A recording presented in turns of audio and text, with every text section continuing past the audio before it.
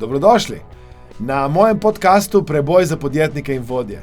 Moje ime je Aleksandar Šinigoj in moja strast je, da intervjujem oziroma modeliram uspešne ljudi in to znanje o njihovem uspehu prenašam na podjetnike in vodje.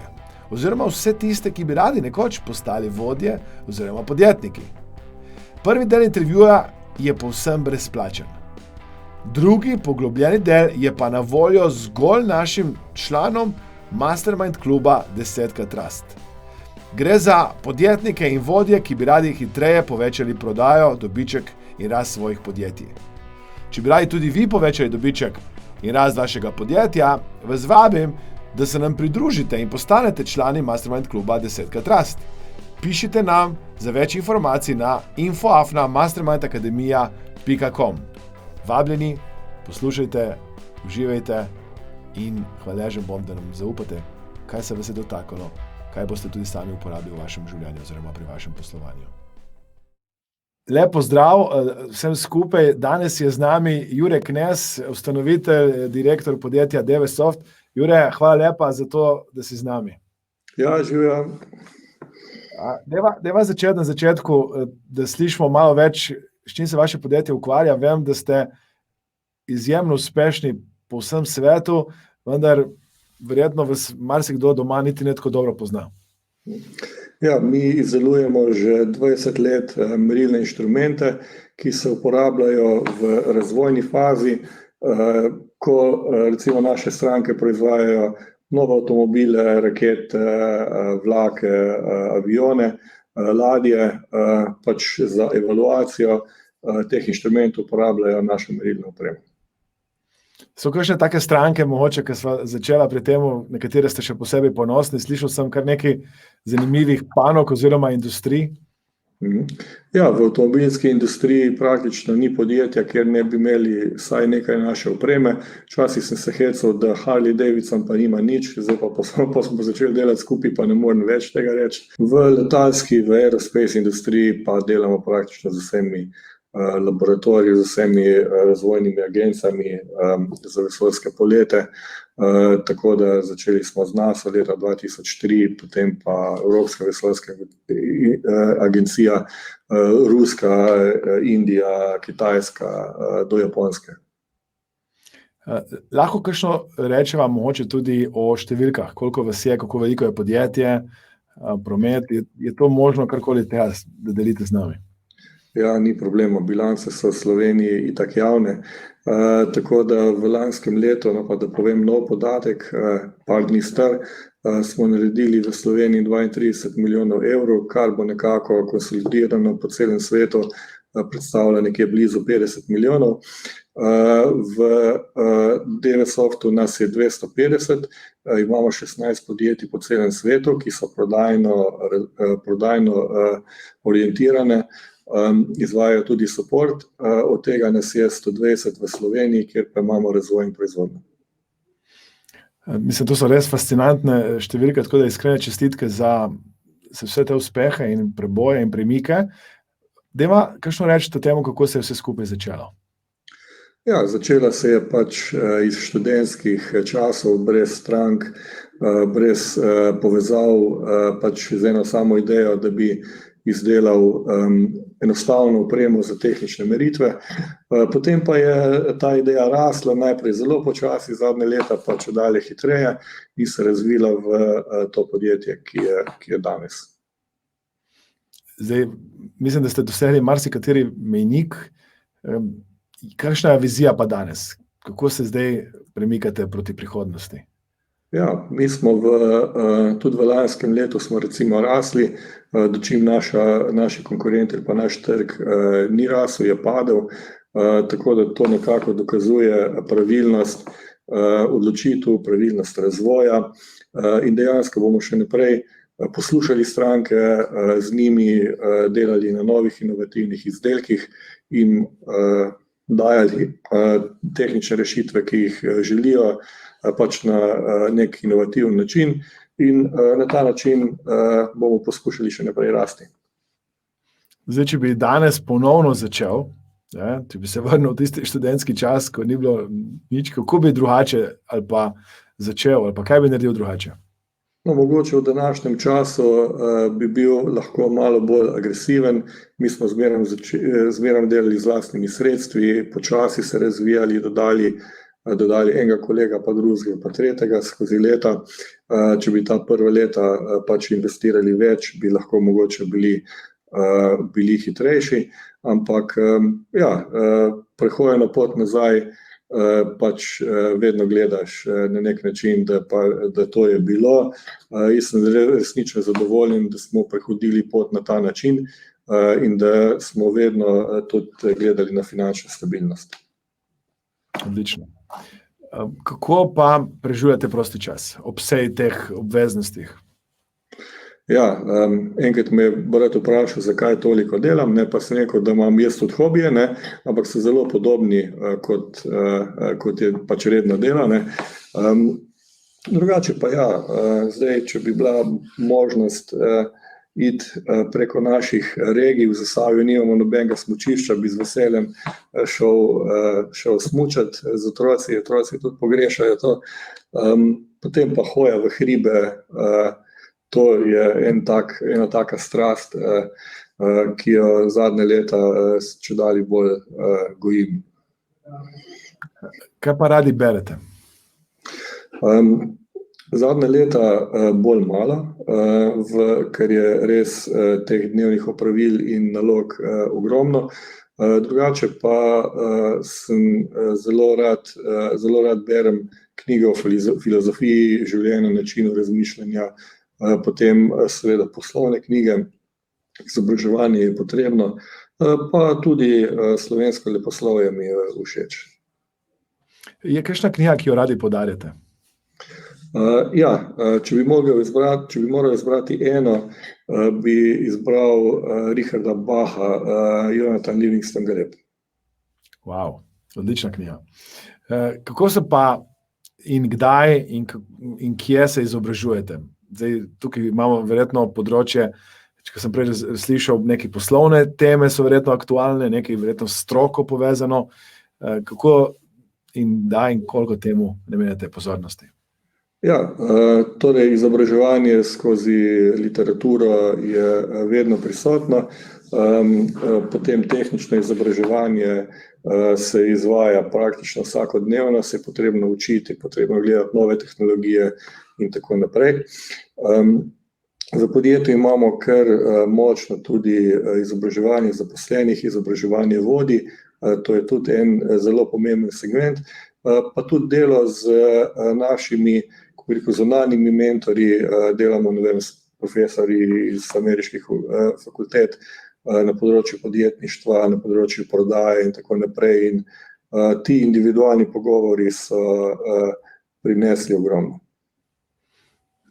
Kaj bi rekli, da so vaše ključne vrednote?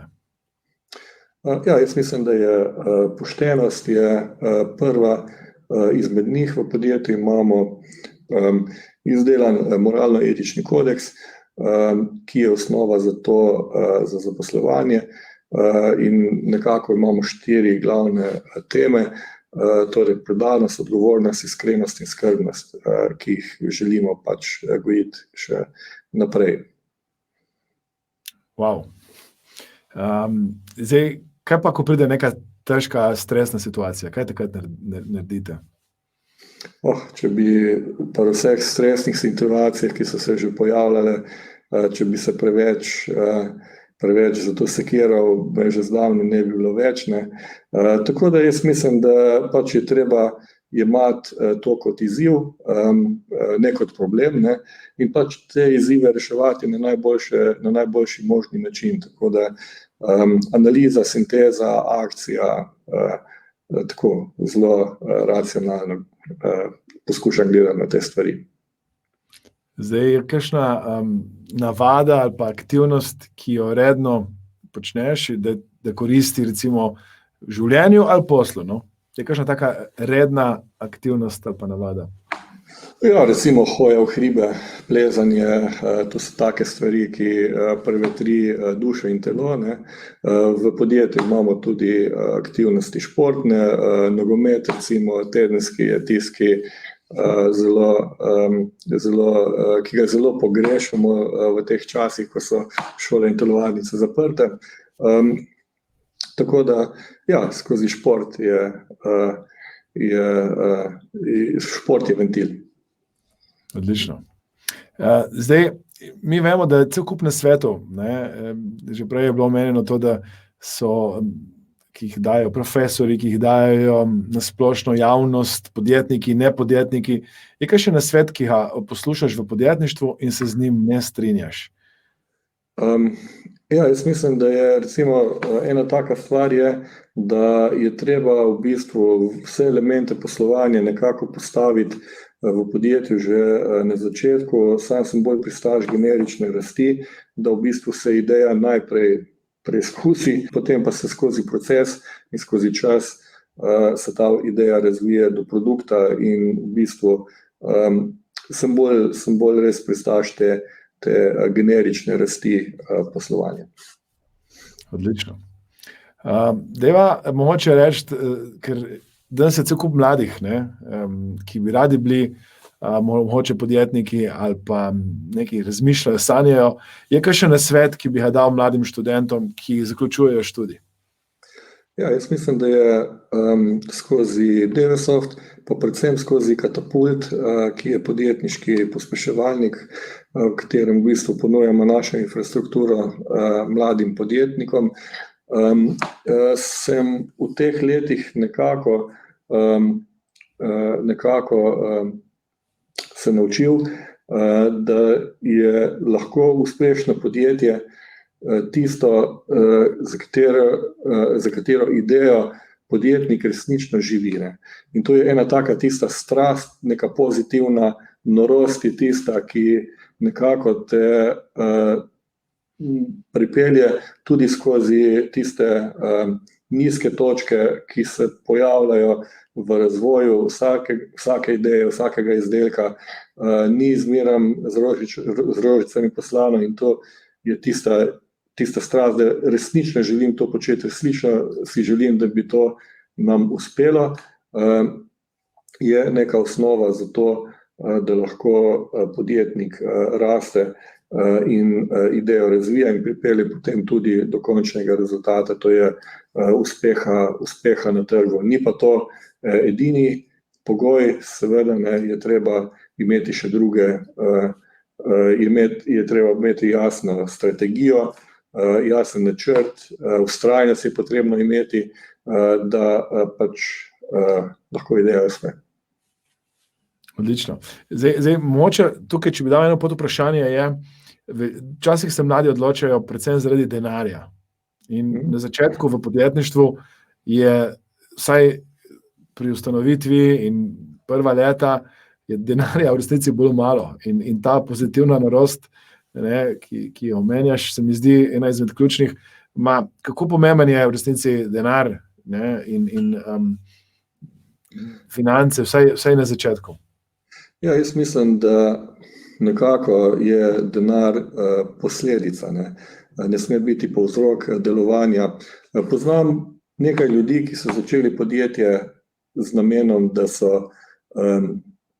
da bodo zaslužili in so podjetja tudi potem prodali in so dejansko dosegli svoj cilj. Poznam pa 100-krat več ljudi, ki so začeli zaradi strasti, zaradi želje, da bi nekaj zares uspelo in potem so resnično živijo svoje sanje. Tako da je, ne rečem, da je nemogoče, ne, ampak je veliko lažje na drugi način. Devesoft recimo je zelo uspešen, tudi finančno, imamo zelo dobro dodano vrednost, ampak se vedno šalim, da vsako leto poskušamo ves denar nameniti za nadaljnji razvoj izdelkov, pa nam nobeno leto tega ne uspe. Ok, odlično, bravo, čestitke za to.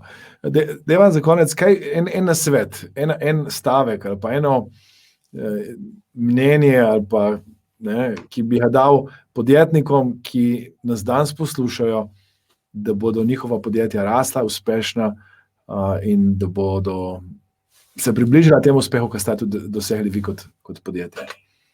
Ja, jaz mislim, da bi bil ta stavek, da je potrebno zaupati vase, da je potrebno investirati vase, v svoje znanje, v razvoj, potrebno je graditi ekipo, zaradi tega, ker človek sam nikoli ne more uspeti, potrebno je okoli sebe zgraditi ekipo ljudi, ki imajo boljše sposobnosti od mene in da so sposobni potem podjetje v bistvu pripeljati do rezultata.